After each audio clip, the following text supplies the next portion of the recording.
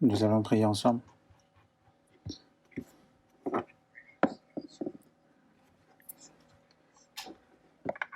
Dieu qui est plein d'amour et de grâce et qui nous aime, merci, nous qui étions éloignés de toi et qui étions dans les péchés. Nous devions recevoir ton jugement à cause de nos iniquités, mais par ta grâce, par ton amour, Seigneur Jésus-Christ a reçu à notre place le jugement et tu nous as sauvés ainsi et tu nous as établis en tant que tes enfants et tu nous as accordé cette espérance de rentrer dans le royaume de Dieu qui est éternel. Et nous te remercions et nous te louons. Seul à toi, Seigneur. Et à cette heure-ci, nous tous qui sommes sauvés par Jésus-Christ, nous sommes réunis ensemble pour apprendre ta parole, pour chanter tes louanges. Et nous sommes réunis ici et veille sur les uns les autres pour nous accorder plus de grâce et de paroles et de vie, pour que nous soyons remplis davantage par ces choses-là, pour que nous puissions vivre en tant que les enfants de Dieu. Et comme ta parole indique, nous vivons actuellement à l'époque de la fin des temps, et que le reste du temps qui nous est réservé, aide-nous pour que nous puissions vivre pour ta parole, pour ta volonté, et qu'aucun de nous ne périsse. Et tiens-les par ta parole, par ta main puissante. Et à toutes nos églises dans le pays et dans le monde, nous rencontrons actuellement des difficultés, mais aide-nous à recevoir plus de grâce de ta part et de maintenir notre foi pour comprendre davantage comment nous devons nous tenir en tant que les enfants de Dieu. Et à cette heure-ci, la parole que tu veux nous donner, la volonté que tu veux nous faire connaître, aide-nous à les comprendre davantage. Et nous avons prié au nom du Seigneur Jésus. Nous allons chercher dans la Bible Matthieu chapitre 24.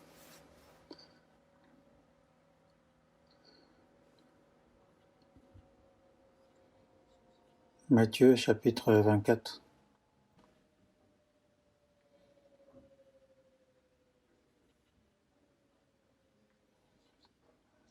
Matthieu chapitre 24, des versets 1 à 3, je vais vous lire. Comme Jésus s'en allait au sortir du temple, ses disciples s'approchèrent pour lui en faire remarquer les constructions. Mais il leur dit, « Voyez-vous tout cela ? Je vous le dis en vérité, il ne restera pas ici pierre sur pierre qui ne soit renversée. »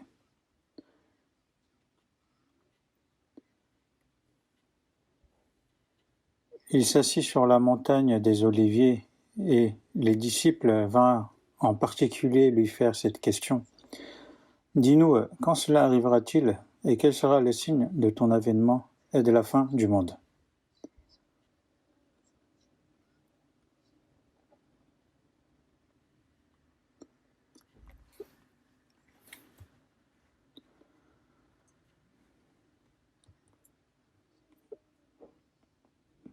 Pendant ces moments difficiles, est-ce que vous avez vécu la prière, vous avez aimé la parole et vous avez mené une vie d'obéissance, n'est-ce pas? Je vous remercie. Et la foi se montre vraiment dans des moments difficiles. Ce n'est pas dans les moments de confort où tout se passe bien. C'est là où nous sommes dans les épreuves, nous sommes dans les difficultés, que nous tenons davantage au Seigneur, et c'est cet aspect-là qui se montrera dans les difficultés. À cause de ce coronavirus, beaucoup ont été sacrifiés Et même de nos jours, beaucoup en souffrent.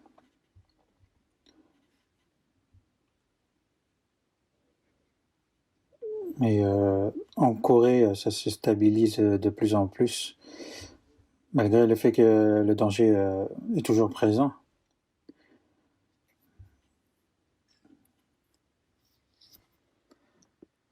En tout cas, tout le peuple du pays se sacrifie et s'aide mutuellement pour que ça soit stabilisé ainsi. Mais dans le monde entier, il y a toujours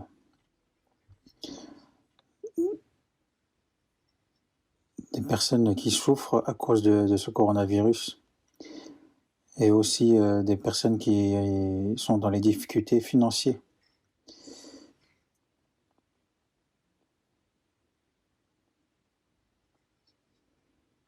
Comme le Seigneur a dit, le retour du Seigneur est vraiment très proche et c'est vraiment certain. Et tous ces signes, ce sont des choses qui ont été prédites dans la Bible. Et c'est des choses qui se passent, qui se réalisent. Et en voyant cela,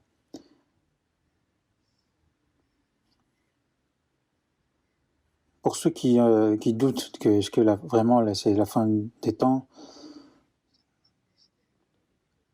et pour ceux qui se disent ça ne sera pas de nos jours, il faut vraiment... c'est vraiment un signe qui se passe pour nous faire comprendre, pour réveiller le cœur des chrétiens. Et j'ai l'impression que c'est ainsi que tout se passe si gravement. En tout cas, tout ce qui se passe dans le monde, c'est Dieu qui dirige, c'est entre les mains de Dieu. Comme il a dit, si vous voyez toutes ces choses, sachez que je suis proche de la porte. Donc ce sont des choses que le Seigneur nous a déjà prédit. Et il nous a dit aussi dans la Bible que la fin de toute chose est proche. Soyez donc sages et sobres pour vaquer à la prière. Donc nous devons nous concentrer davantage dans la vie de foi. Donc aujourd'hui, tout ce que nous subissons actuellement, qu'est-ce que nous pouvons en tirer comme enseignement dans la Bible? Puisque dans la Bible, il y a beaucoup de prédications. Il y a beaucoup de choses qui ont été prophétisées par les prophètes dans l'Ancien Testament. En fait, les prophéties, c'est la promesse de Dieu. En tout cas, ces prophéties, on va voir à travers la Bible comment ça se prophétise justement dans notre temps. Donc le titre du sermon d'aujourd'hui, c'est de préparer à l'avènement de Jésus, c'est-à-dire d'être prêt, de se préparer en avance. Donc dans d'autres langues, donc c'est le mot préparer, de se préparer, d'être prêt, qui est utilisé.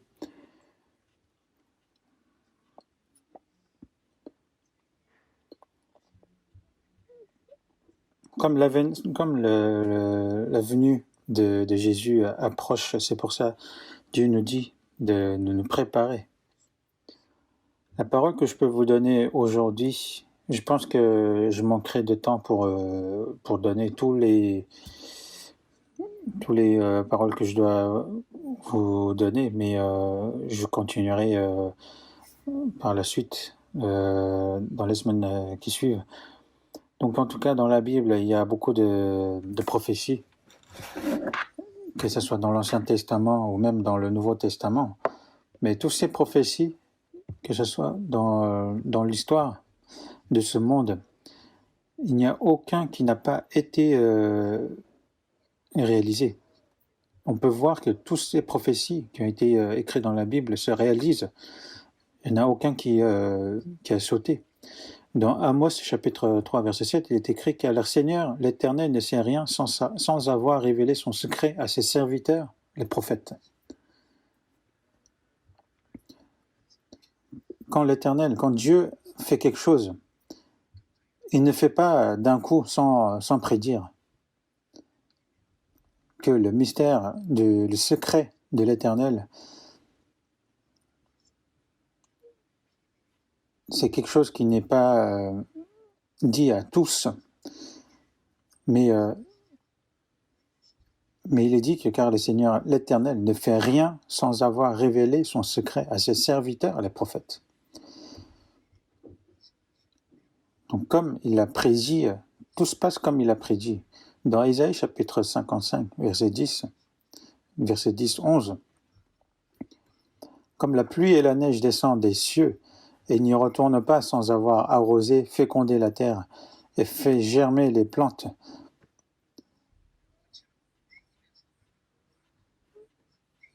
et ainsi en est-il de ma parole qui sort de ma bouche et ne retourne point à moi sans effet, sans avoir exécuté ma volonté et accompli mes desseins. La parole qui sort de la bouche ne retourne point à lui sans effet. Tout s'accomplit comme lui, il a dit, comme sa parole. Et dans Matthieu, chapitre 24, verset 35, il est écrit que le ciel et la terre passeront, mais mes paroles ne passeront point.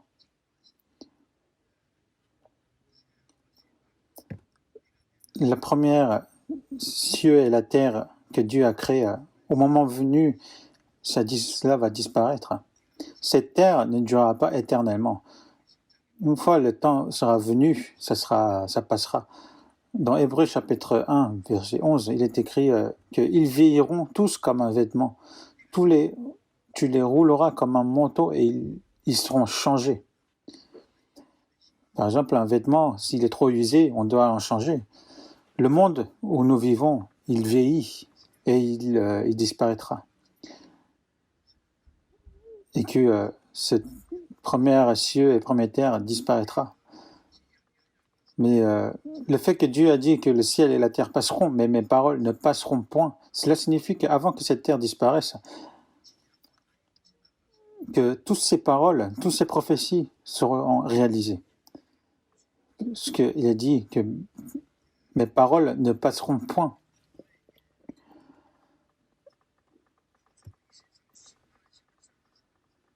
Dieu a prédit à Noé qu'il allait juger la terre par l'eau. Il est dit dans Genèse chapitre 6, « Voici, je vais les détruire avec la terre. » C'est une parole qui fait très peur. Mais à l'époque de Noé, les hommes étaient éloignés de Dieu. Ils vivaient dans l'iniquité. Ils étaient remplis d'iniquité. Parce que l'Éternel a vu que la méchanceté des hommes était grande sur la terre. C'est pour ça qu'il a dit que je vais les détruire avec la terre. Et comme il a dit par les déluges, il a jugé la terre. Et c'est quelque chose que tout le monde ici, nous le savons. Et même sur cette terre, dans le monde entier, nous pourrons retrouver des traces qu'il y a eu une déluge. Et après avoir choisi Abraham,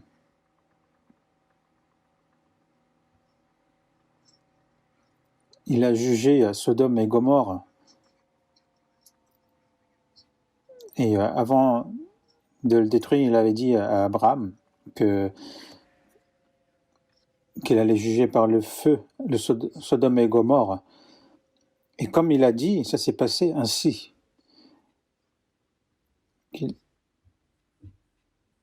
Il a fait tomber du soufre sur la terre de Sodome et Gomorrhe.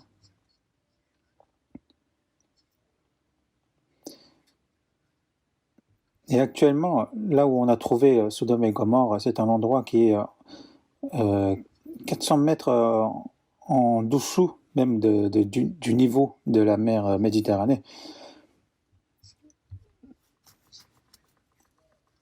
Et même de nos jours, quand vous allez là-bas, vous allez trouver beaucoup de soufre. Et du coup, si vous allumez un feu là-bas, ça s'enflamme.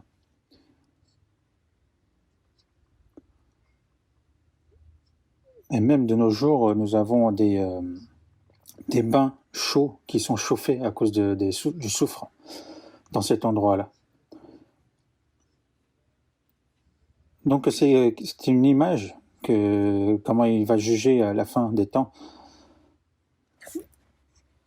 En tout cas, il a jugé par le feu Sodome et Gomorrhe par le feu. Et dans Jérémie, chapitre 29, on voit que le peuple Israël a commis une idolâtrie, et Dieu a jugé. Il a levé l'empire babylonien, a détruit le royaume de Juda et le royaume d'Israël. Et ils ont fait en sorte qu'ils soient déportés au Babylone. Et ils ont vécu pendant 70 ans en tant qu'esclaves. Et ça a été prédit dans Jérémie, chapitre 29, qu'ils allaient être déportés, qu'ils vont être traités comme esclaves pendant 70 ans, mais qu'ils allaient revenir les 70 ans après. Et c'est ce qu'on voit dans Jérémie, chapitre 29. Donc à l'époque, ils étaient divisés en deux royaumes après la mort de Salomon, donc le royaume de Juda et le royaume d'Israël. Et le royaume d'Israël a été détruit par la Syrie 721 ans avant Jésus-Christ. Et le royaume de Juda, c'était 586 ans avant Jésus-Christ par Babylone. Donc ils étaient tous déportés. Donc la première déportation, c'était en 606 ans avant Jésus-Christ. Et pendant 70 ans, ils ont été déportés, ils ont été faits esclaves dans l'empire babylonien. Mais 70 ans exactement après, ils sont retournés sur la terre d'Israël. Et toute parole de Dieu s'accomplit telle qu'elle.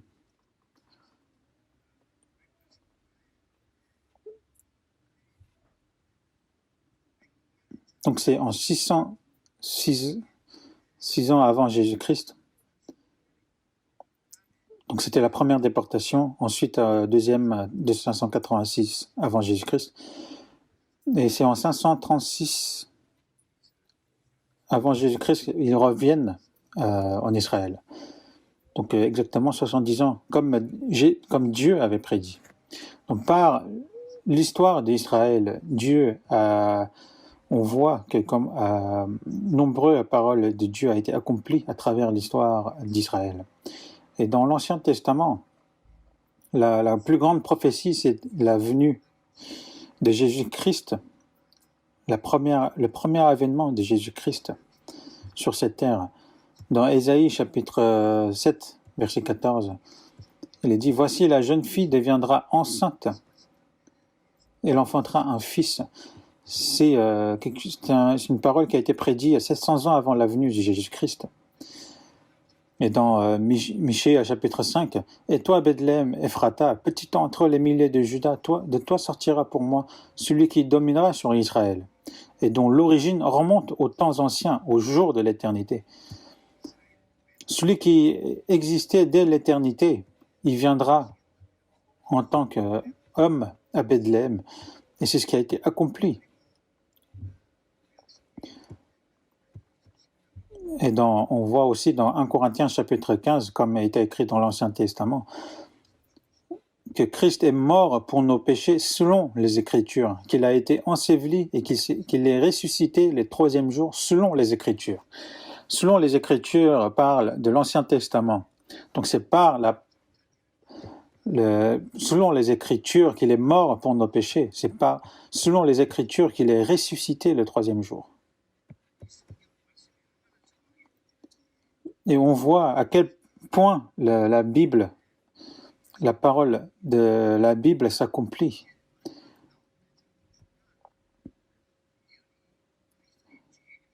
Et donc l'autre prophétie maintenant, la plus grande prophétie qui doit s'accomplir maintenant, c'est le second avènement de Jésus.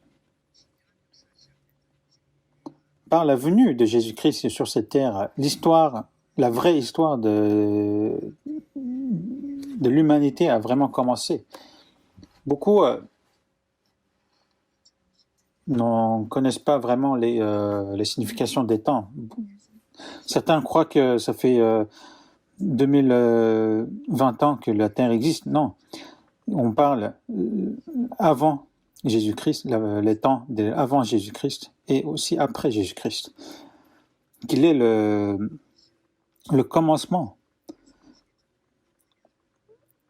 Et on calcule à l'envers le temps avant Jésus-Christ. Parce que l'histoire avant la venue de Jésus-Christ n'est pas vraiment histoire. Il n'y a point de but de la vie, de l'espoir. Mais par la venue de Jésus-Christ, il a donné le sens à la vie de l'homme. Quel est le vrai espoir? Quel est le but de la vie? Et il nous a enseigné cela à travers sa venue. On voit aussi dans Somme chapitre 144, Éternel, qu'est-ce que l'homme pour que tu le connaisses, le Fils de l'homme pour que tu prennes garde à lui? L'homme est semblable à un souffle, ses jours sont comme l'ombre qui passe. Qu'est-ce qu'est l'homme pour que tu l'aimes tant, pour que tu donnes ton fils unique, pour qu'il meure à nos places? Et si Jésus n'était pas venu, on n'aurait point su quelle était la valeur de l'homme.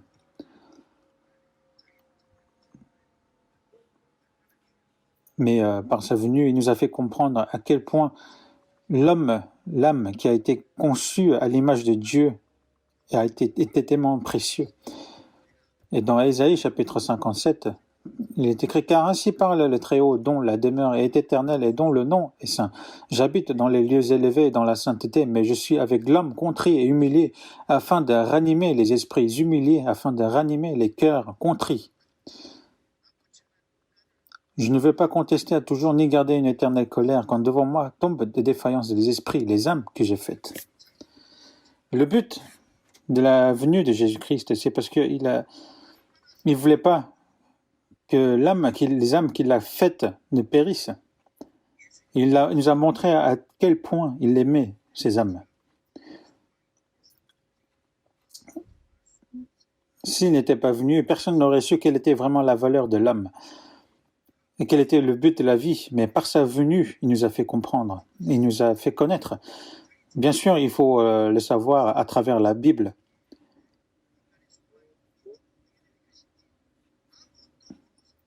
Mais les hommes, même de nos jours, vivent sans connaître quelle est la vraie valeur de l'homme, quel est le vrai but de la vie.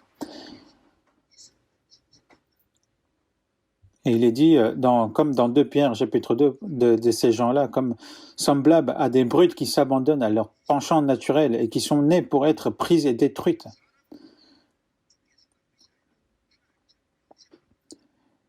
Mais les hommes ne sont pas nés pour mourir, mais pour vivre éternellement avec Dieu. Et c'est par le salut qu'on comprend ces choses-là. Donc par la venue de Jésus-Christ, la vraie histoire de l'humanité a commencé. C'est vraiment quelque chose de très signifiant.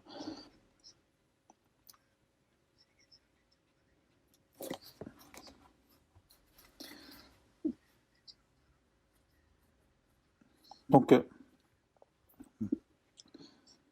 Dieu a dit que ceux qui ne croient pas en cela ne seront jugés à la fin.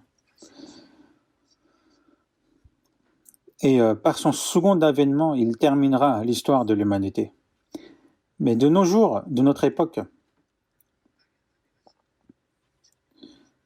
ça fait déjà plus de 2000 ans que est passé après la venue de Jésus-Christ.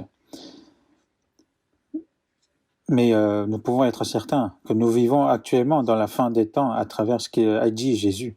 Dans Matthieu chapitre 24,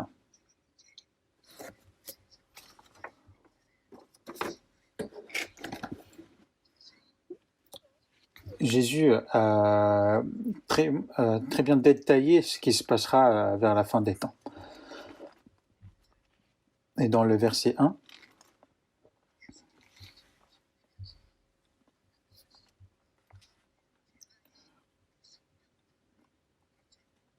Comme Jésus s'en allait au sortir du temple, ses disciples s'approchèrent pour lui en faire remarquer les constructions. Après que le temple de Salomon a été détruit, après leur retour de Babylone, ils ont construit sous l'ère de Zorobabel le nouveau temple de Salomon, mais ça n'avait rien à voir avec ce qui a été construit à l'époque de Salomon. Mais à l'époque de Jésus, donc c'était la deuxième construction.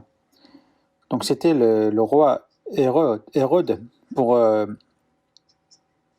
avoir le cœur de son peuple. Il a reconstruit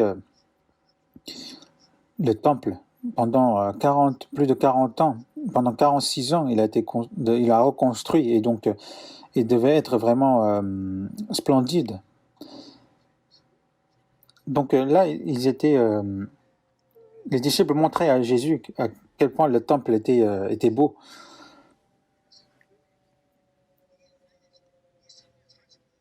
Mais Jésus a dit qu'il allait les détruire en 3 jours.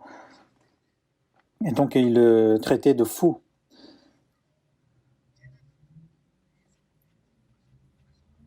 Et même les disciples ne voulaient pas que Jésus dise ce genre de choses parce que personne ne comprenait. Mais il ne parlait pas du temple qu'on le voyait.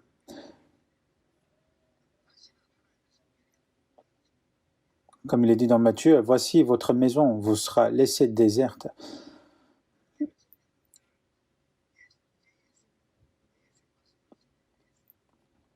Donc c'est donc son corps qu'il parlait. Parce que Dieu n'est plus dans les temples de Salomon, mais il est en Jésus. Et c'est Jésus lui-même qui est le temple de Dieu. Et qu'ils allaient le tuer. Et que 3 jours après, il allait ressusciter. Et il est dit dans la Bible qu'après sa mort, ils ont compris ce que Jésus avait dit auparavant. En tout cas, ce temple, même les disciples, en le voyant, ils étaient surpris. Mais Jésus a dit, « Voyez-vous tout cela ? Je vous le dis en vérité, il ne restera pas ici pierre sur pierre qui ne soit renversée. » À cette époque-là, ce temple n'était pas conçu par du bois ou par autre chose qui sont faibles, mais ils sont tous construits par des pierres, par des rochers.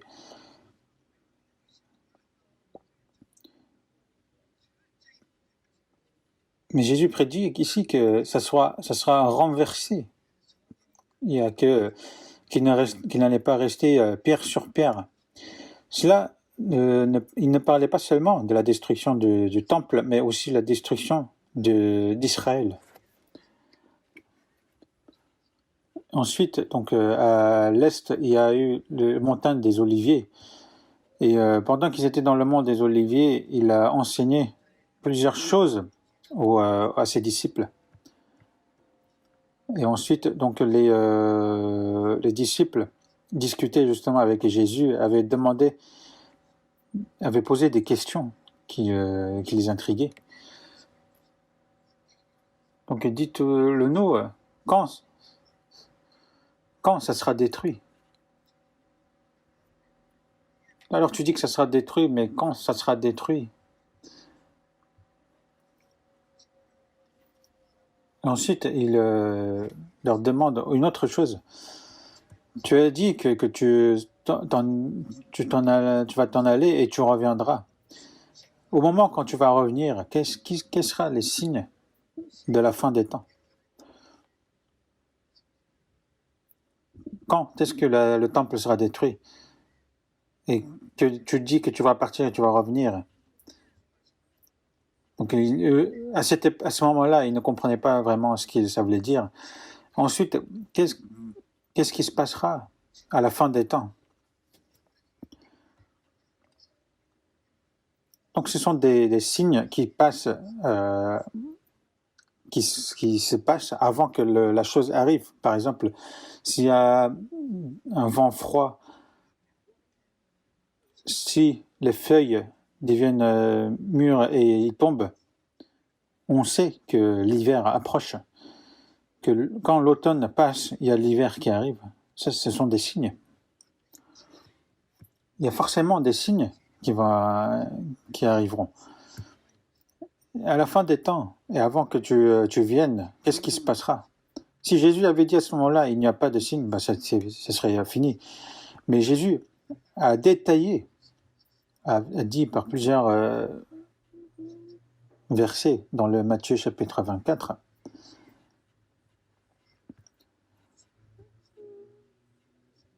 vous avez peut-être entendu parler de Michel de Notre-Dame, dit Nostradamus. C'était un apothicaire et miraculeusement, on dit que tout se passe comme il a prédit. Et j'ai vu un livre sur lui. Et donc le roi de l'époque de la France lui avait demandé, on dit que tu connais ce qui se passera dans l'avenir. Alors, que se passera-t-il vers la fin des temps? Et ce Nostradamus, il a dit quelque chose qui est très connu, c'est-à-dire tout est écrit dans le Matthieu chapitre 24. Ce n'est pas quelque chose que moi j'ai inventé, c'était écrit dans le livre sur Nostradamus. J'ai l'impression qu'il croyait dans la Bible, parce qu'il disait que ce n'est pas la peine que je dise, c'est écrit dans Matthieu chapitre 24. Et on voit vraiment que dans le Matthieu chapitre 24, que c'est vraiment détaillé ce qui se passera vers la fin des temps. Il a vraiment détaillé.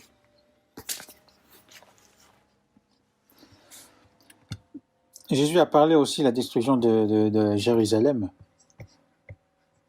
Comme nous savons, Israël, par la faute d'avoir crucifié Jésus-Christ, 70 ans plus tard, donc Jérusalem a été brûlée.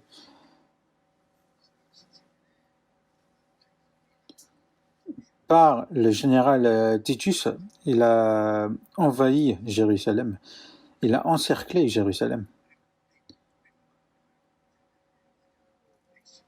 Il a aussi tué plus de 1,1 million juifs. Il a aussi brûlé la ville de Jérusalem. Et le temple aussi. Parce qu'apparemment, on dit que dans les murs des temples, il y avait de l'or dans les murs. C'est pour ça qu'ils ont brûlé tous les murs pour récupérer cet or. En tout cas, 70 ans après Jésus-Christ, Jérusalem a été détruit et qu'il y a eu plus de 1,1 million morts. Et dans Luc chapitre... Donc, il a prédit comment... il a détaillé comment Jérusalem a été détruit. Et ça a été fait ainsi.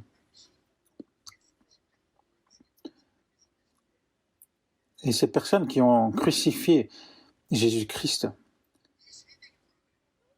parce que Jésus avait dit que le prix de son sang, parce qu'eux-mêmes, ils ont dit que le prix de son sang revient à nous et à nos descendants.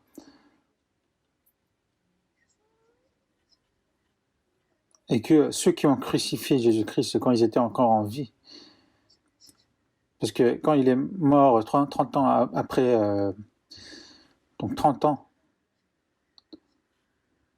donc une trentaine d'années plus tard, le Jérusalem a été détruit seulement.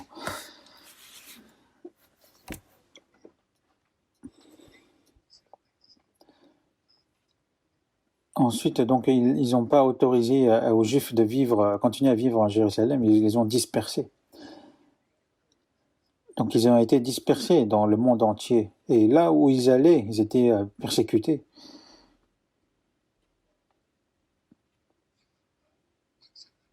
Ils étaient tués, ils étaient dans les tribulations.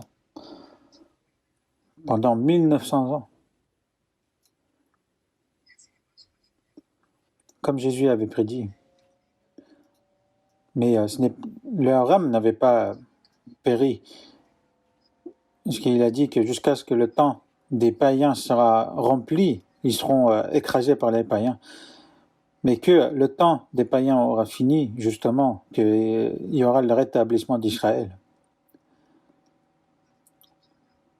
Ensuite, dans Matthieu chapitre 24, verset 4, Jésus leur répondit, « Prenez garde que personne ne vous séduise, car plusieurs viendront sous mon nom, disant, c'est moi qui suis le Christ, et ils séduiront beaucoup de gens. » La première signe, c'est quelque chose que nous devons vraiment connaître, que beaucoup de personnes vont nous séduire. Donc il nous demande de prendre garde, que personne ne nous séduise.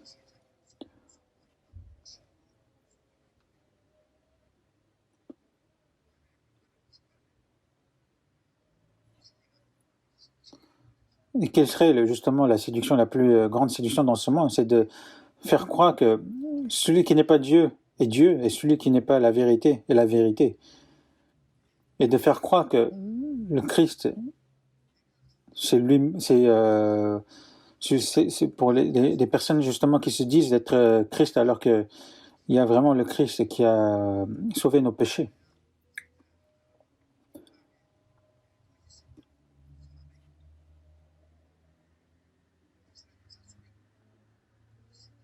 Et même dans l'histoire d'Israël, il y a eu beaucoup de faux prophètes.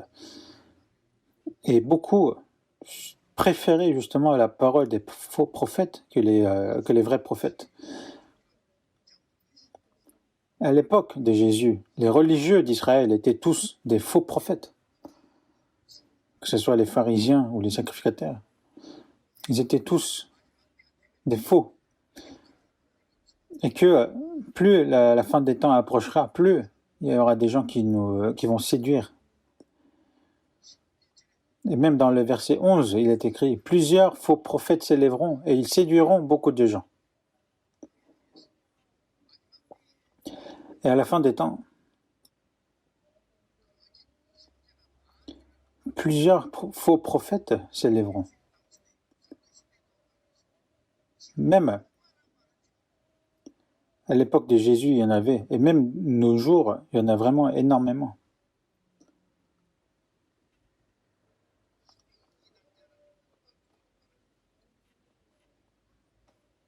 C'est même pas la peine de dire de nos jours, il y a des sectes. Mais les gens, bizarrement, ils préfèrent écouter les mensonges et les sectes que la vérité.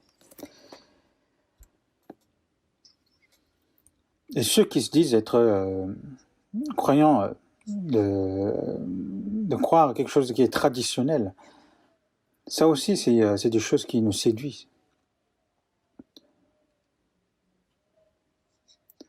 Dans 2 Corinthiens, chapitre 11, verset 4, l'apôtre Paul nous dit « Car si quelqu'un vient vous prêcher un autre Jésus que celui que nous avons prêché, ou si vous recevez un autre esprit que celui que vous avez reçu, ou un autre évangile que celui que vous avez embrassé, vous le supportez fort bien. » Même parmi les fidèles de l'église corinthienne, beaucoup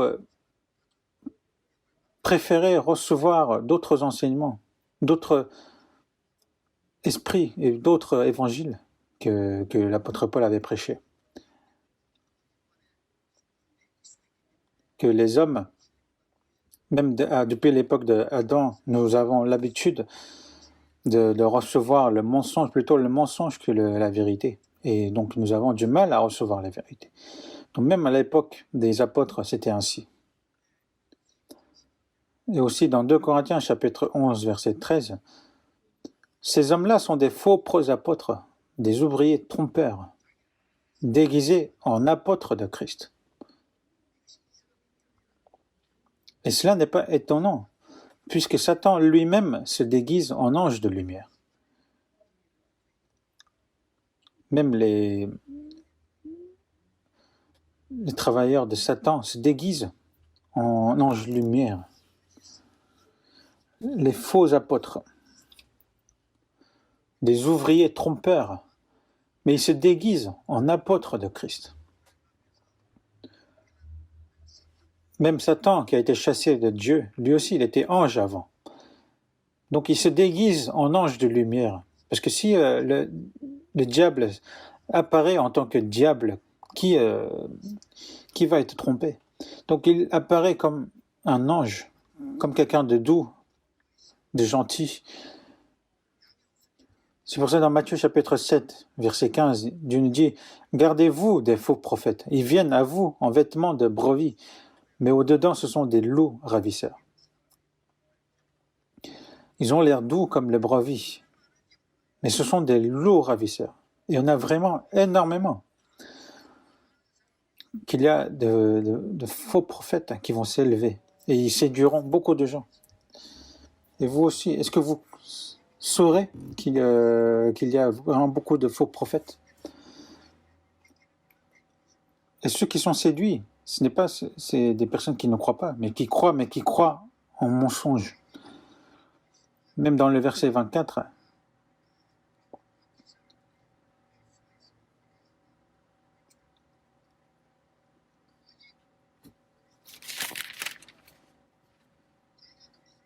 car il s'élèvera de faux Christ et de faux prophètes, et ils feront de grands prodiges et des miracles, au point de les séduire, s'ils étaient possibles, même les élus. Beaucoup se diront, je suis le Christ, je suis celui qui vient du ciel. Mais beaucoup sont morts, et il y en a encore qui sont en vie, mais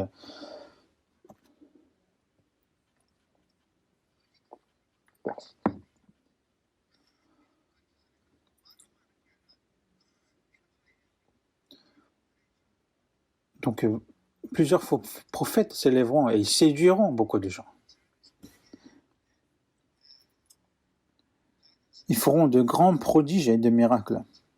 C'est pour ça qu'ils seront séduits. À l'époque des apôtres, justement, pour montrer Dieu vivant, justement, ils devaient faire des miracles et des prodiges.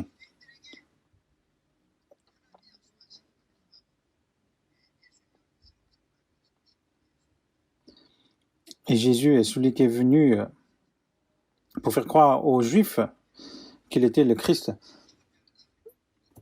Mais justement, il a fait beaucoup de miracles. Il a guéri les boiteux, les aveugles, ou ceux qui ont été possédés. Mais il a fait cela pour nous enseigner, donner un enseignement spirituel.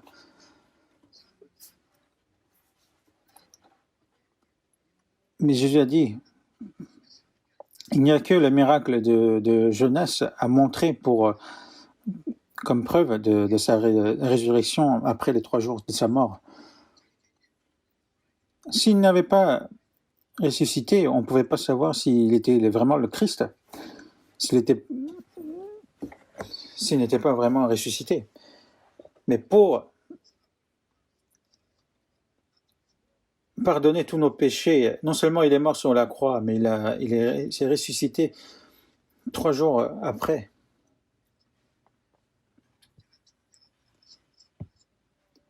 Et comme il est écrit dans Actes chapitre 17, verset 31, ce dont il a donné à tous une preuve certaine en le ressuscitant des morts. Par sa résurrection, il nous a donné la preuve. Après son ascension, les apôtres, dans Marc chapitre 16, vers verset 20, il est écrit « Et ils s'en allèrent prêcher partout. Le Seigneur travaillait avec eux et confirmait la parole par les miracles qui l'accompagnaient. » À l'époque des apôtres, il y a eu beaucoup de miracles. Pourquoi? Parce que le fait que les apôtres faisaient des miracles, c'était pour montrer la preuve comme quoi le Seigneur est le Christ. Parce qu'à l'époque, les Juifs, ils ont renié Jésus-Christ parce qu'il n'est pas Dieu. Que les païens ne connaissent pas du tout qui est Dieu. Il n'y avait point la Bible. Puisque même les peuples choisi par Dieu, des Juifs ne le croyaient pas en Jésus. Comment ils pouvaient le croire? Donc, les apôtres devaient faire des miracles pour qu'ils le croient. Donc, par les miracles faits par les apôtres, les Juifs, justement, ont cru en Jésus-Christ. Et les païens aussi. Par ces miracles, ils ont montré que que Jésus-Christ est le Christ qui est mort pour nos péchés. Et toutes ces choses se sont été écrites dans le Nouveau Testament. Et à l'époque des apôtres, donc le Nouveau Testament a été écrit. Et c'est maintenant cette écriture qui est terminée, qui nous est prêchée. Et comme la parole est parfaite maintenant, nous n'avons plus besoin des miracles. Quand nous prenons par exemple des routes, nous voyons des panneaux qui dirigent dans telle région ou dans telle région.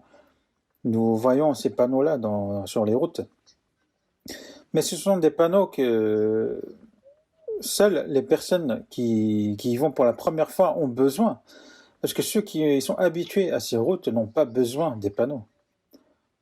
Donc à l'époque des apôtres, il y avait vraiment besoin des miracles. Mais une fois que les Écritures étaient accomplies, étaient terminées, comme la parole parfaite a été prêchée, il n'y avait plus besoin des miracles. Ça ne veut pas dire qu'il n'y avait point des miracles, mais c'est que l'utilité des miracles, on n'en a plus besoin en fait.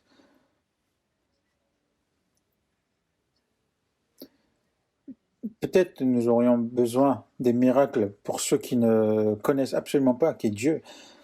Mais pour faire croire la Bible, pour faire croire que Dieu, qui est Dieu et qui est Jésus-Christ, de notre époque, nous n'avons point besoin des miracles. De notre époque, nous ne prêchons point par les miracles, mais par la parole, certaine, seulement par la parole. Il n'y avait que Jean-Baptiste qui était rempli de Saint-Esprit dès la naissance. Alors qu'il était rempli de Saint-Esprit dès la naissance, il était venu pour prêcher Jésus. Dans Jean chapitre 10, il est écrit beaucoup de gens vinrent à lui. Il disait Jean n'a fait aucun miracle, mais tout ce que Jean a dit de cet homme était vrai. Alors que c'était un homme qui était rempli de Saint-Esprit dès la naissance, il n'a fait aucun miracle. Mais beaucoup ont écouté ce qu'il a dit et ils ont cru. Et de nos jours, à la fin des temps, nous n'avons pas besoin des miracles. Mais c'est par la parole que nous le faisons croire. Mais au contraire, les diables, justement, feront de grandes choses à la fin des temps. C'est pour ça qu'il est écrit dans 2 Thessaloniciens, chapitre 2, que l'apparition de cet impie se fera par la puissance de Satan avec toutes sortes de miracles, de signes et de prodiges mensongers, et avec toutes les séductions de l'iniquité pour ceux qui périssent parce qu'ils n'ont pas reçu l'amour de la vérité pour être sauvés. Et qu'il est dit qu'il allait faire même tomber du feu des ciels, qu'ils allaient le séduire avec ces miracles, et que beaucoup vont croire que c'est Dieu.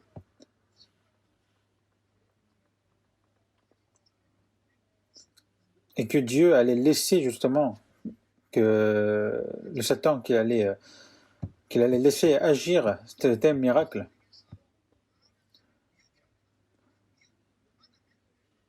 En tout cas, beaucoup seront séduits, beaucoup seront confus. Mais une fois que nous serons confus, c'est la mort. Nous aussi, nous devons rester éveillés, sinon nous ne pouvons pas savoir par quel diable nous serons séduits.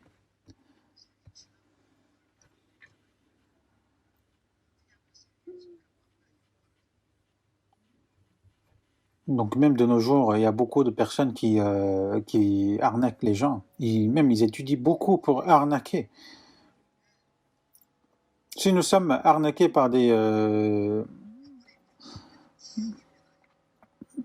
frères, on va peut-être perdre des biens, mais si nous sommes séduits par si notre âme a été séduite, cela nous dirige vers l'enfer.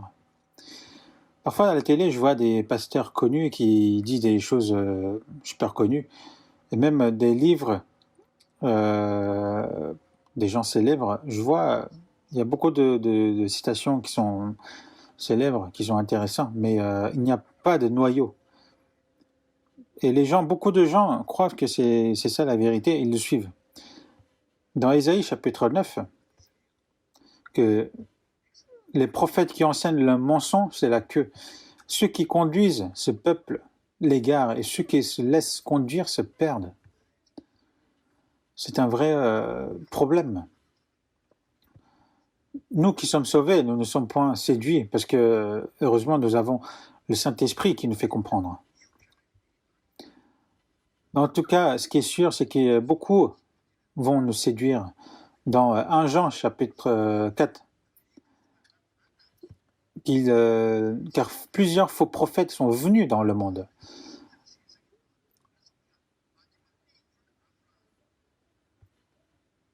Et qu'il est dit qu'il y a maintenant plusieurs antéchrists. Par là, nous connaissons que c'est la dernière heure, est écrit dans 1 Jean chapitre 2. Beaucoup, même de nos jours, ils disent, il vient et il se dit, je suis Superman. Comme un diable qui est tombé du ciel.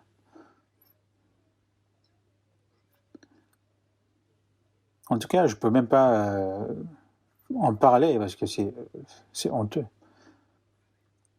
C'est embarrassant de parler de ces choses. Mais nous savons, nous les chrétiens. En tout cas, les séductions, à la fin des temps, ça sera vraiment intense.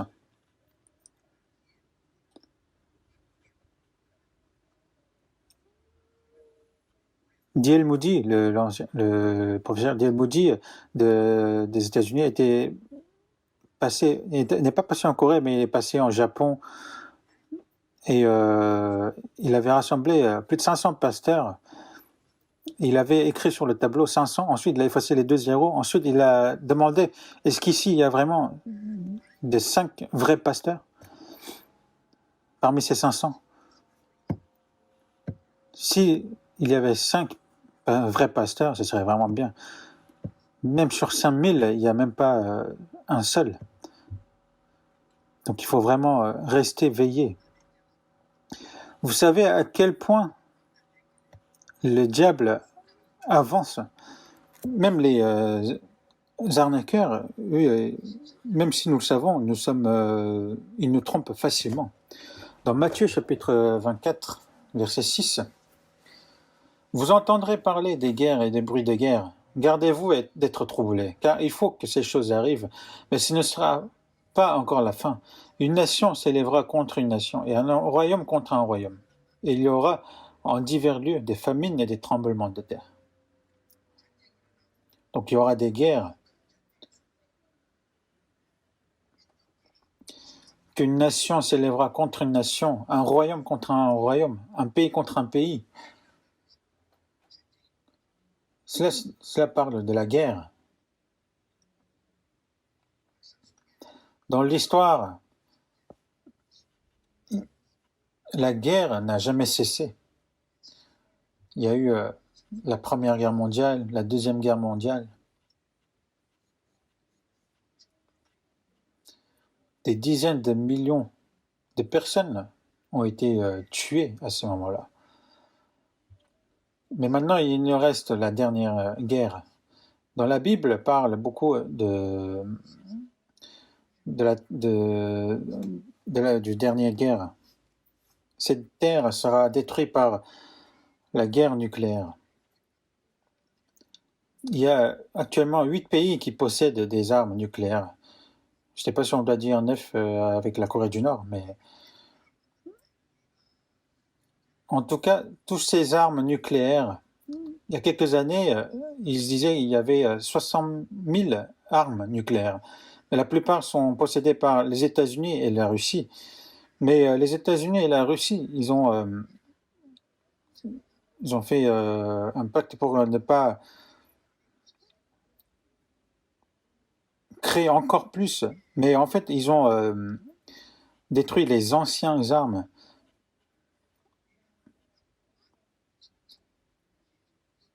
Et apparemment, actuellement, il y en a à peu près 15 000 armes nucléaires qui sont restées. Donc en fait, ils ont détruit les anciennes armes, mais ils ont construit beaucoup plus de nouvelles armes. Même la Chine.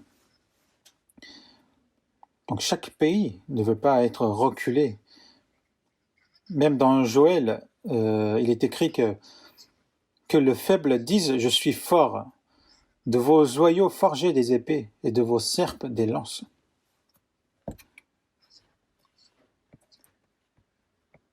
De vos serpes des lances, et de vos joyaux forgez des épées. Qu'est-ce que cela signifie? C'est de préparer la guerre. Même les faibles vont dire « Je suis fort, essayez de me tuer ». Et à la fin des temps, la terre ne pourra être détruite que par la guerre. Les scientifiques disent que s'il y a une guerre nucléaire, si une arme nucléaire éclate,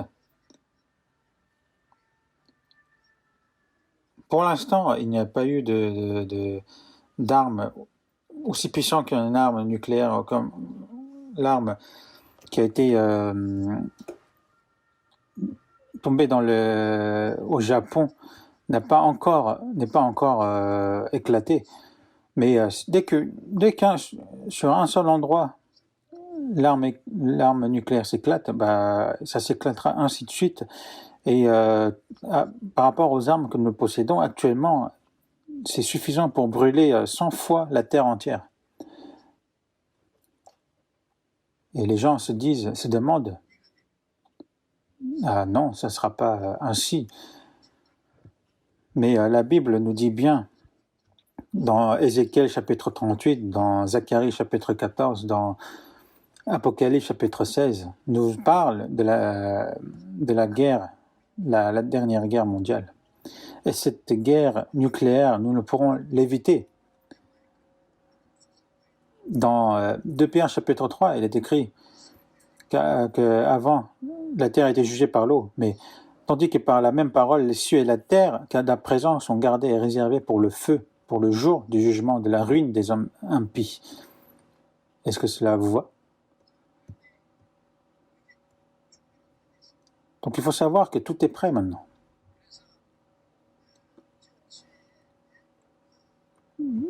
Qu'une nation s'élèvera contre une nation, un royaume contre un royaume.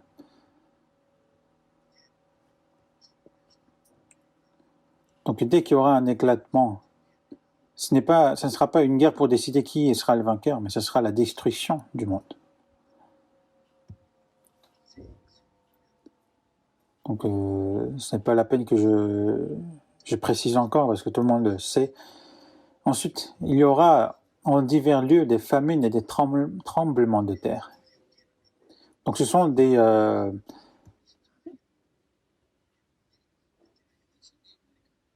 catastrophes naturelles, mais dans la traduction anglaise, il y a apparemment la peste qui est ajoutée ici.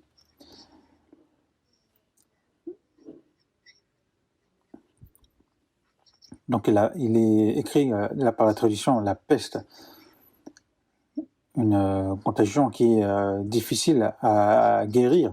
Dans Luc chapitre 21, verset 11, il y aura de grands tremblements de terre et en divers lieux des pestes et des famines. Des pestes. Et que ce sera le signe de la fin des temps. Problème météorologique par le réchauffement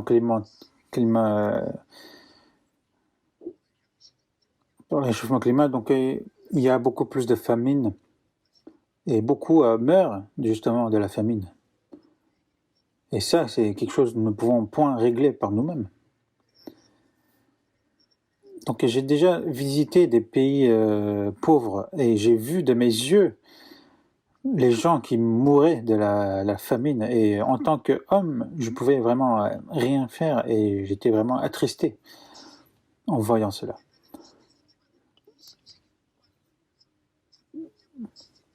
Et il y aura aussi des tremblements de terre.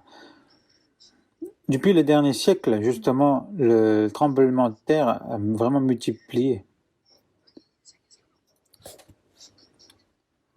Et dans Apocalypse, nous prédit le tremblement, et lieu des éclairs, des voix, des tonnerres et un grand tremblement de terre tel qu'il n'y avait jamais eu depuis que l'homme est sur la terre, un aussi grand tremblement.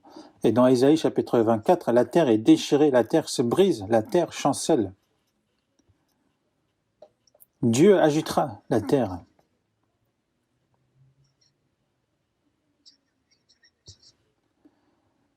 Et la peste existait, les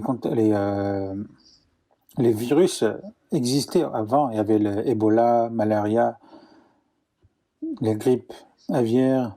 Il y a eu beaucoup.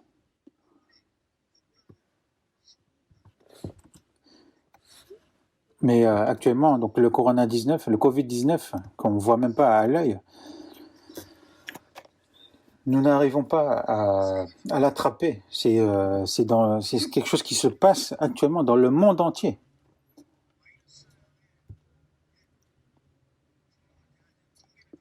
Donc j'ai un peu regardé les chiffres. Donc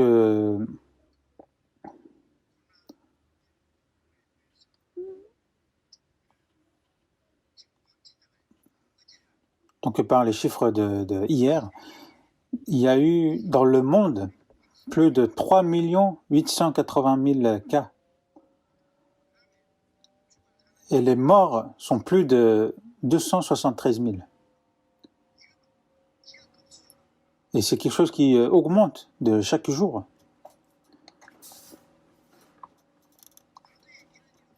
Dans le passé, il n'y a pas eu ce genre de cas, parce que là, c'est mondial. Même avec la médecine actuelle, nous ne pouvons le combattre. Ils disent que peut-être le vaccin viendra d'ici 1 an ou 2, mais le problème, c'est que dès que le vaccin sera fait, il y aura un autre virus. C'est une catastrophe naturelle. À cause de ce virus, le fait que l'homme perd sa vie, c'est un problème. Mais le plus grand problème, actuellement, c'est le troublement de l'économie mondiale. Vous avez vu peut-être dans les journaux, aux États-Unis, il y a plus de... En 70 jours, en même pas 70 jours, aux États-Unis, il y a eu plus de 33 000 de personnes qui ont perdu le travail. Les avions ont arrêté de voler, les usines ont fermé.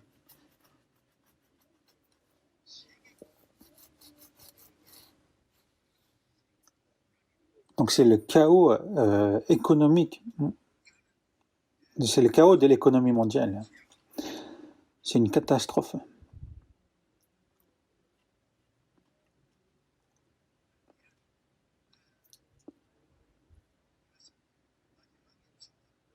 Et ce sont des signes de la fin des temps. Vous avez entendu aussi, en Afrique, il y a eu le troupeau de criquets, et une fois qu'il passe, il n'y a plus de vers qui existent sur la Terre. Qu'il y aura des tremblements de terre et de la famine.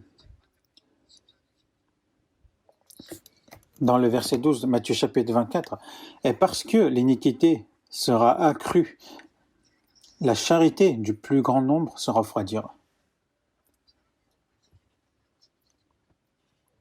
Il n'y aura plus de charité. Les gens n'ont plus la charité.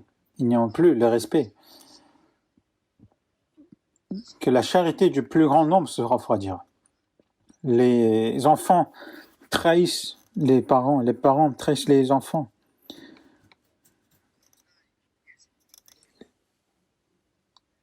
Ils deviennent des traîtres, comme Judas Iscariote qui a vendu Jésus. Dans 2 Timothée, chapitre 3, verset 4. Sache que dans les derniers jours, il y aura des temps difficiles, car les hommes seront égoïstes, amis de l'argent, rebelles à leurs parents, cruels, traîtres, aimant le plaisir plus que Dieu, ayant l'apparence de la piété, mais reniant ce qui en fait la force. Éloigne-toi de ces hommes-là.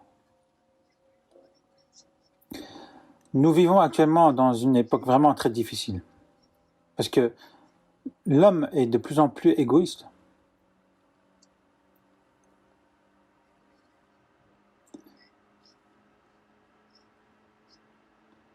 Et j'ai l'impression qu'à part les chrétiens, justement, ils ne connaissent pas ce qu'est vraiment l'amour. Ils ne considèrent plus les péchés comme les péchés. Maintenant, l'adultère, ni l'avortement est un péché. Dans la Bible, il dit de lapider des homosexuels. Mais les homosexuels qui se paradent dans la rue, et même les maires qui financent leur parade, et ils autorisent même le mariage des homosexuels, et c'est vraiment la fin des temps. Si une poubelle est remplie à bord, on ne peut plus rien faire, il faut le brûler. Regardez de notre époque. Sachez à quel point c'est vraiment pressant. On est vraiment juste le moment avant que le feu tombe du ciel.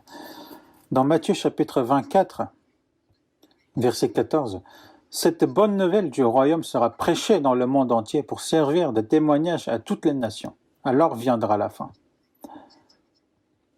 Que cette bonne nouvelle du royaume sera prêchée dans le monde entier. À l'époque, quand Jésus avait prêché l'évangile, même les disciples ne le croyaient pas à ce moment-là. S'il n'y avait pas eu la résurrection de Jésus, personne ne l'aurait cru, parce qu'ils étaient tous dispersés. Si Jésus qui avait ressuscité, s'il ne les avait pas rassemblés, ce ne serait pas le cas.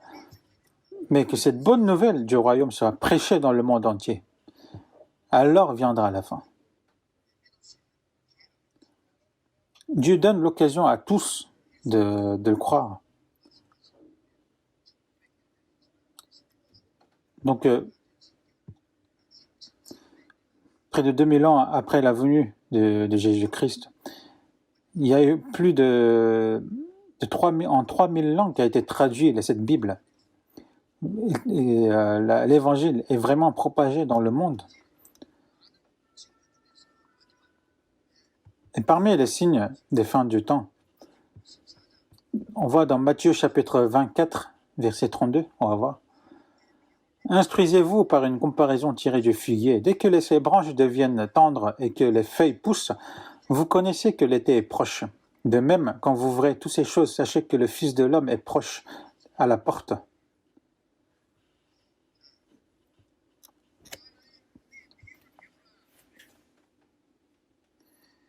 Et je vous le dis en vérité, cette génération ne passera point que tout cela n'arrive. Je vous ai parlé tout à l'heure, la destruction d'Israël. Donc 700 ans avant Jésus-Christ, donc ils ont été déjà perdus le pays à cause de Babylone, parce qu'ils ont été pris par les grandes puissances, ainsi de suite, jusqu'à l'Empire romain. Ensuite, 70 après Jésus-Christ, ils ont détruit Jérusalem. Et à partir de là, ils ont été dispersés dans le monde entier. Et pendant plus de 1900 ans, ils ont été dispersés dans le monde entier. Ils ont été dans les tribulations. Personne ne pouvait dire que c'était un pays. Mais le fait que 1900 ans après avoir été dispersés, ils ont rebâti leur pays. Il n'y a jamais eu ce genre de cas.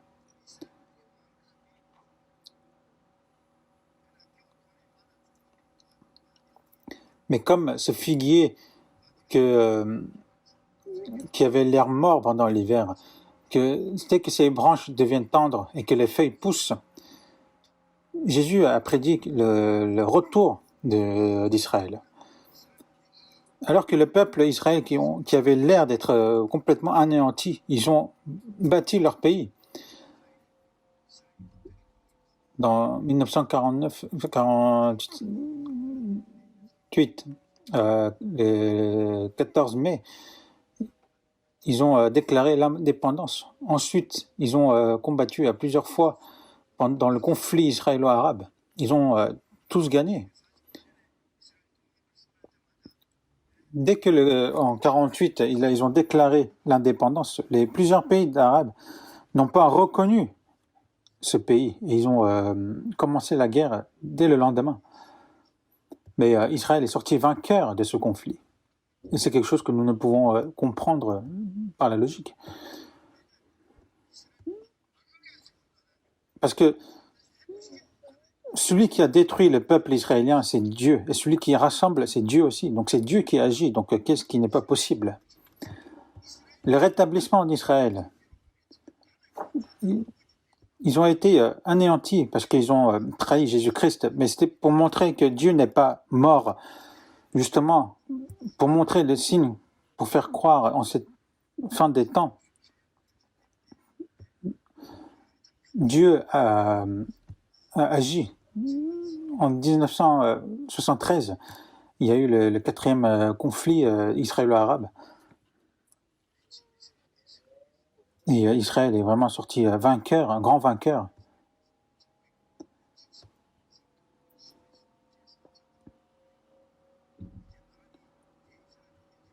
Et maintenant, les pays arabes ne peuvent plus toucher Israël, parce que dès qu'ils touchent, ils le retournent en multipliant.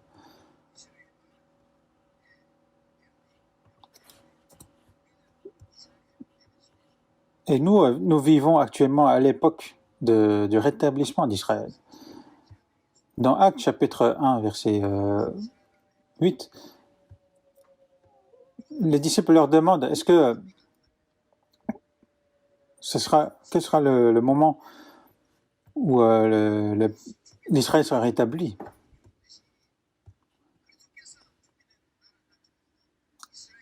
Est-ce que toi, Seigneur, qui es revenu, est-ce que tu vas rétablir Israël? C'est ça qu'il demandait.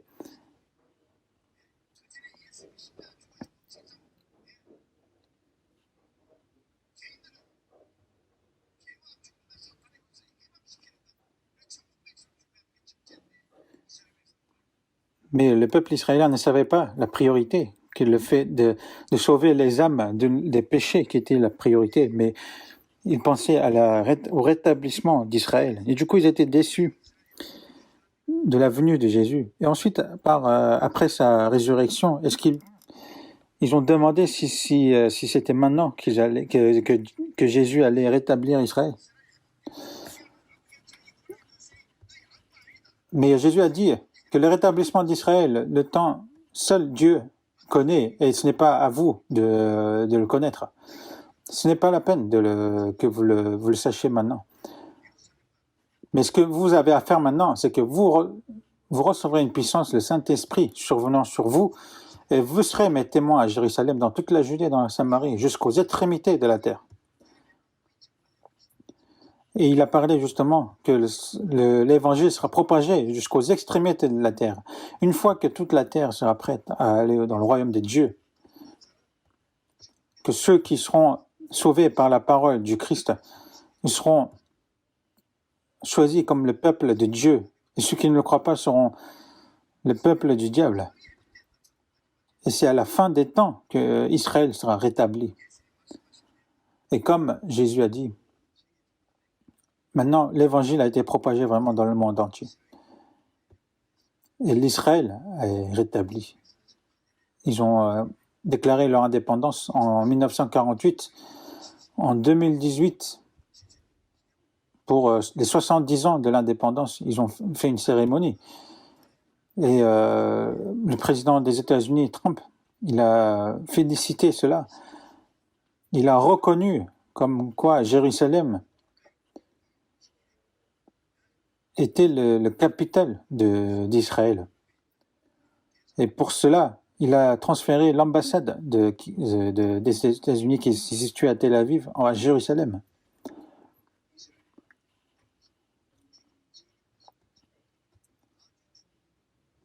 Et le rétablissement d'Israël, c'est un signe vraiment très important avant la venue de Jésus-Christ. Je veux le dire en vérité, cette génération ne passera point, que tout cela n'arrive. Cette génération signifie ceux qui ont vu le rétablissement d'Israël. Et ceux qui ont vu le rétablissement, avant que cette génération se passera, que tout cela arrive. C'est quelle époque? C'est notre époque. Et il faut vraiment savoir que c'est la fin des temps. Même si aujourd'hui, ce soir même, Jésus revient, il n'y a aucune chose à reprocher à la Bible, parce que tout est accompli. Le rétablissement d'Israël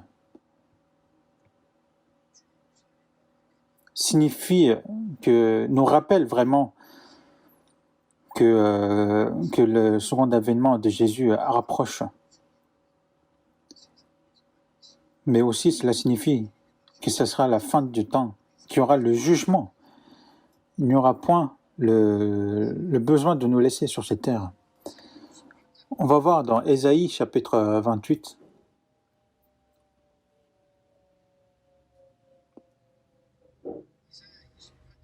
Ésaïe chapitre 28, verset 22. Ésaïe chapitre 28, verset 22.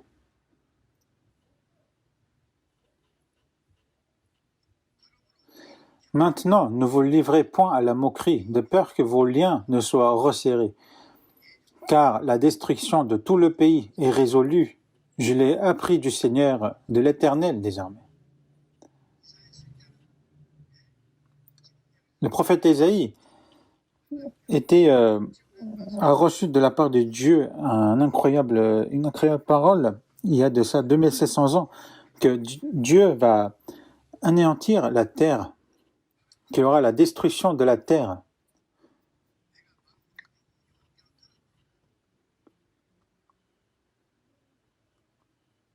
Que je l'ai appris du Seigneur, de l'Éternel des armées. Enfin, il y a des personnes, après avoir écouté le sermon, ils me remercient, ils me disent « Ah, j'ai entendu vraiment de bons sermons. » Alors que la destruction de tout le pays est résolue et que ça approche, c'est une bonne parole. C'est vraiment une parole effrayante. Et même en entendant cela, ça ne vous fait rien. Quand il y a eu les bombes atomiques à Nagasaki et Hiroshima, le jour avant, ils ont lancé des tracts. Ils ont balancé des tracts comme en disant que on vous avertit que vous devez partir de la région.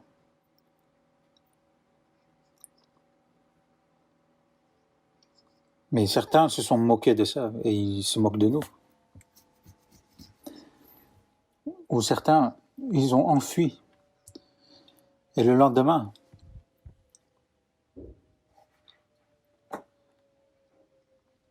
il y a eu les bombes atomiques qui sont tombées dans ces villes. Il y a eu vraiment énormément de morts. Et 12 jours plus tard, ils ont même tombé à Nagasaki. Dieu avertit avant de juger ce monde. Est-ce que vous dites ce ne sera pas ainsi? Dieu ne dit pas ça juste pour nous faire peur. Maintenant, ne vous livrez point à la moquerie. Il ne faut pas se dire « Ah, mais c'est peut-être, c'est pas sûr ». Cela veut dire que cette personne est vraiment orgueilleux et il néglige la parole de Dieu. De peur que vos liens ne soient resserrés. Alors qu'ils sont traînés en enfer par le diable, ça leur va. Est-ce qu'il faut les laisser se faire emporter par le diable?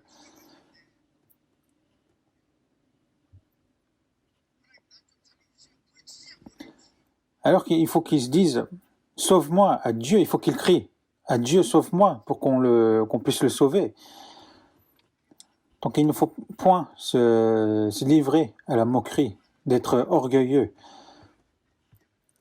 S'il n'y a point de repentance, Dieu ne peut nous sauver.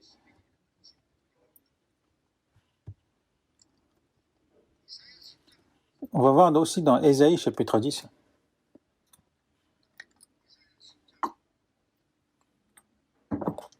Ésaïe chapitre 10, verset 22 à verset 23.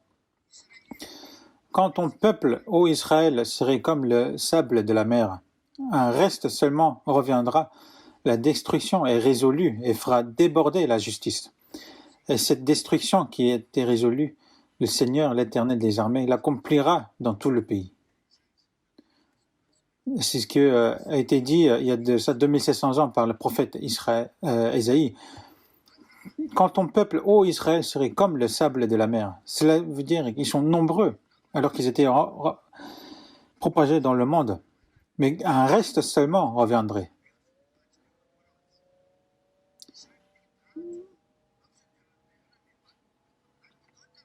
Alors qu'on avait pensé que le peuple juif était anéanti, mais Dieu a laissé et qu'ils allaient revenir. Où? En Israël. Alors que le pays a été anéanti, ils étaient dispersés dans le monde entier. Il y a eu plus de 6 millions de morts pendant la Seconde Guerre mondiale. Où ils allaient dans le monde, ils étaient persécutés. Où ils allaient, ils devaient vivre en étant cachés. Mais ceux qui ont été laissés par Dieu, il reviendra en Israël. C'est une promesse. Pourquoi ils vont revenir? Pour que la destruction est résolue et fera déborder la justice. La justice de Dieu, c'est de rendre selon ses actes.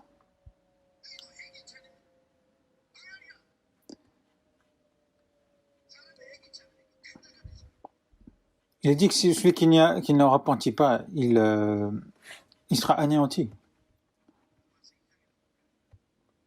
Dans Romains chapitre 2,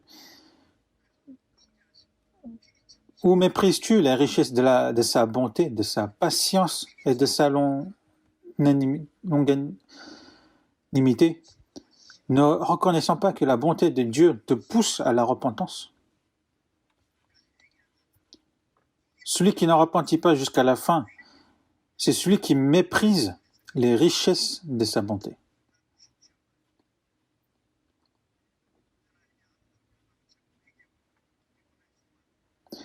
Dieu souhaite que tout le monde repentit et revienne à lui. Mais ceux qui ne repentissent pas jusqu'à la fin, ils seront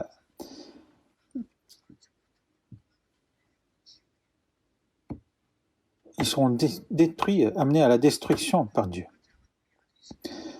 Est-ce que parmi vos proches, il y a ceux qui ne sont pas encore sauvés? Et même des personnes qui se disent croire, mais qui ne sont pas sûres, ce n'est pas suffisant. Il ne reste pas plus beaucoup de temps. Et cette destruction qui a été résolue, le Seigneur, l'Éternel des armées, l'accomplira dans tout le pays. Qu'est-ce qu'il a été résolu? C'est la destruction de ce monde. Quand vous verrez justement le rétablissement d'Israël, il y aura ce jugement.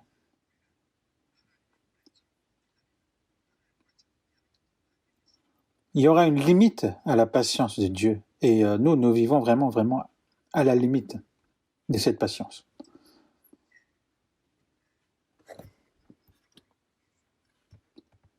Et il faut que nous remercions vraiment à Dieu le fait qu'il nous a sauvés en ces fins des temps.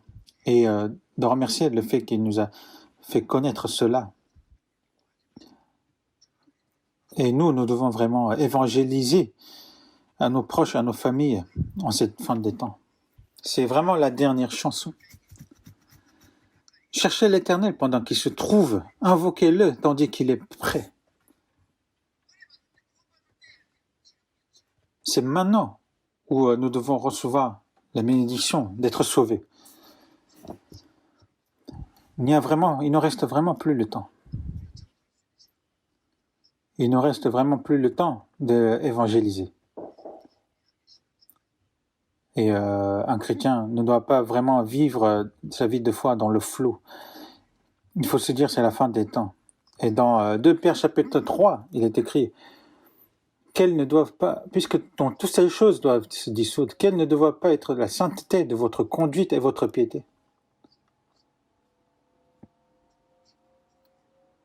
Et nous devons vraiment préparer la venue du Seigneur pour que, à son avènement, que nous n'ayons point de honte d'être devant lui. Donc aujourd'hui, je n'ai pas pu tout vous dire ce que je voulais tout vous dire. En tout cas, c'est quelque chose qu'on doit vraiment apprendre. Donc on va vraiment regarder en détail dans les semaines à venir. On va prier ensemble. Seigneur, qui est plein de grâce, dans cette fin des temps que tu as définie, tu nous as sauvés et tu nous as permis de vivre pour ta volonté.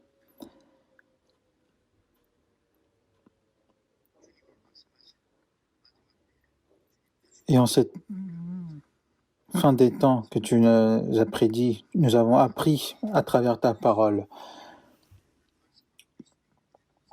Et nous voyons vraiment ce qui a été prédit se passe dans notre temps. Et merci de nous faire comprendre cela.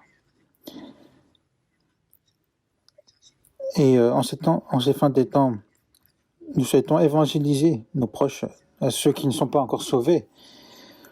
Et aussi pour que nous n'ayons point honte quand nous serons devant toi, Seigneur. Et nous savons que cette chance, tu nous as donnée. Et aide-nous à maintenir, à être maintenus par toi, Seigneur, et qu'aucun ne se perde.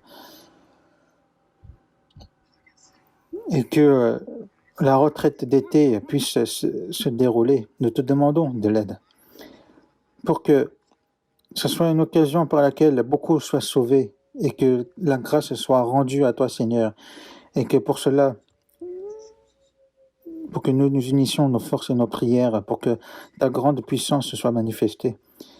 Et beaucoup vivent dans les difficultés à cause de ce qui se passe, et nous te demandons de veiller sur eux pour qu'ils aient plus de courage et qu'ils tiennent plus à toi, Seigneur, et pour qu'il ait l'œuvre de salut en cette fin des temps. Nous avons prié au nom du Seigneur Jésus-Christ.